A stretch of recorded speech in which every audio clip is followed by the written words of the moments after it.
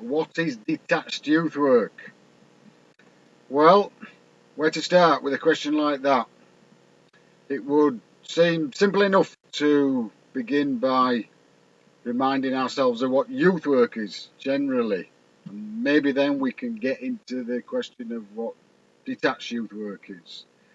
Now, youth work, of course, seems to be a catch-all phrase these days, almost as if anybody who's working with young people can be counted as a youth worker, which of course means that we might reasonably include doctors, police officers even, and there's a kind of a problematic there.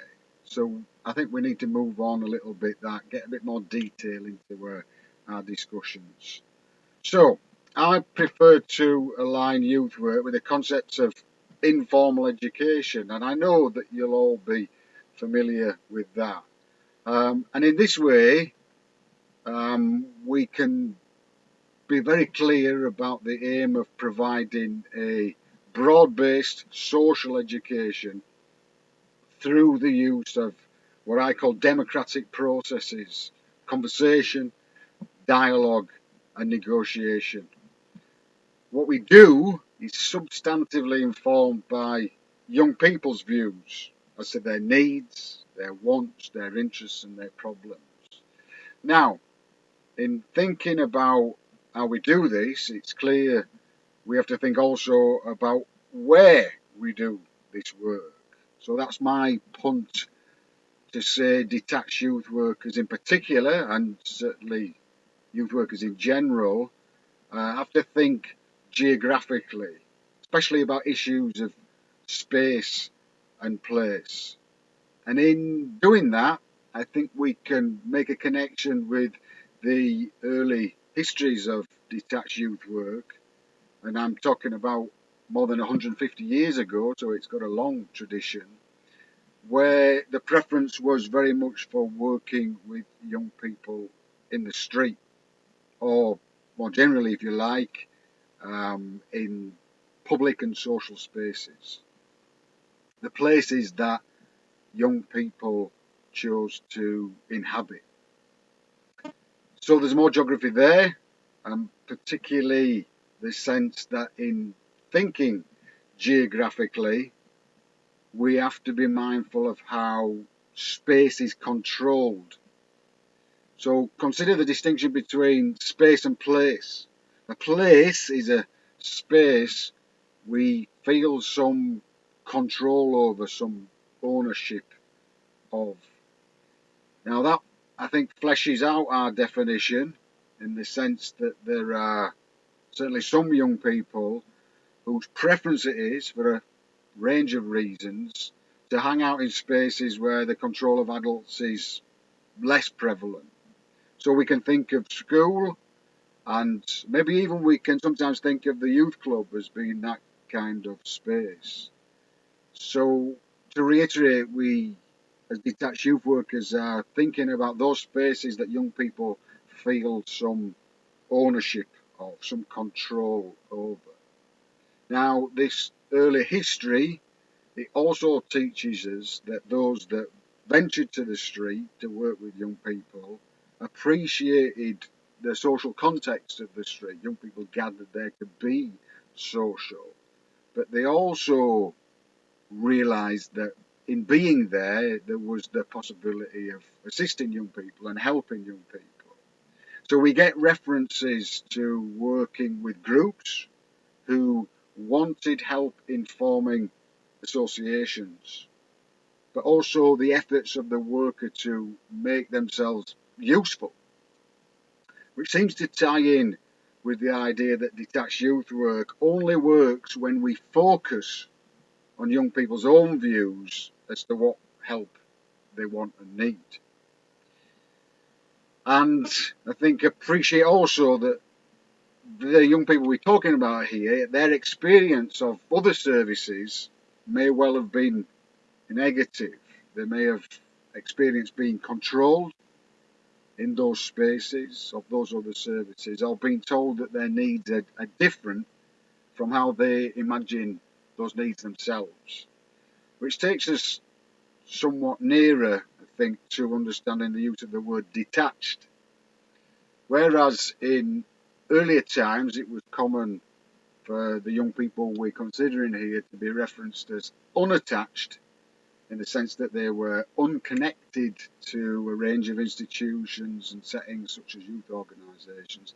Detached then becomes a kind of a proxy for the worker rather than the young person, in the sense here that it was the worker, the youth worker, that was detached from at least the symbolism of the institutions that many young people shunned and felt disenfranchised from. So there's important subtleties in this sense of being detached that are essential to the practice of detached youth work and getting a robust definition, answering the question, what is detached youth work? I'm thinking in particular about the workers' capacity to be mobile, their mobility. That's a geographical term also, of course. They're able to move around in and within different spaces and places as young people move themselves. I think the same can be said of time. You know, there are temporal aspects to the definition of what detached youth work is. Certainly when we consider what makes it effective. The detached youth worker can be present not just in different spaces and places, but at different times, thereby making themselves much more accessible. And it's this kind of focus on accessibility that I think is the hallmark of detached youth work. And we know, of course, accessibility is crucial to all services, but we also know that many services struggle to create a kind of a regime of accessibility that actually is constituted in the minds of young people as truly accessible. Think of someone trying to access a service on a particular day when it might be closed, or one where you have to get a series of appointments to get anywhere with it. So we can see here that detached youth work, in this strong definition of it, it's about flexibility. And I borrow from a phrase that we've used in the European network. It's about low threshold practices. We try to make it as easy as possible. The sense of a threshold as a step. It's not too high. It's not a series of steps. It's something we can navigate. Young people can navigate quickly and easily and in their own terms. Making it as easy as possible relies on this flexibility. But what it also means that we're much more effective in making our services accessible, providing the support, encouragement, educational opportunities that are the hallmarks of all youth work, and with the minimum of restrictions to access. So we respond in spaces, we respond in relation to these temporal aspects at different times, in ways that suit young people, because it is the most effective way of ensuring that they get these services, that we have engagement and contact with them, such that then relationships are possible and we can actually do some youth work. So where now? I think there's another dimension to that that's particularly interesting, and perhaps the reason why it's particularly interesting is because it's kind of unusual, and this is what I call valuing young people's values. I'll say it again, valuing young people's values. Now, that's the kind of thing that's easy to say, but kind of irrational for many when we observe the kind of behaviours and attitudes of some young people. You could say to yourself, well, how could I possibly value that? How could I possibly value that? Now, it is important to consider what this means, because in trying to appreciate what young people get out of their activities and relationships and behaviours, we get at least the possibility of recognising them and affording them their true status as simply human beings. So it's that stuff about not treating them as problems, but as people with problems. I think that's kind of crucial. So this thing about valuing young people's values is really quite important in detached youth work. Now, I'm minded again, I made a reference to the European network. I think now particularly about the Francophone culture, in which detached and street-based workers often refer to the concept of proximité, in the sense that this flexibility, this low threshold practice enables us to get close to. Now, I like the French because in the French we have a sense of something different from the kind of English word that we have there, which is proximity. Proximity, kind of like being close to. But in French, there's a sense of solidarity with as well, a kind of a political sense as well, and I kind of like that. It adds some kind of texture to the meaning of being close to. The same can be said of accompagner, the sense that, of course, we go on some kind of journey with young people, but we do so in solidarity. So there are things there we can borrow from the French language to help us to flesh out this definition. Now, all this comes together in the detached youth worker appreciating that at its heart, the practice of detached youth work really does engage with that kind of complex world of power, authority, and control.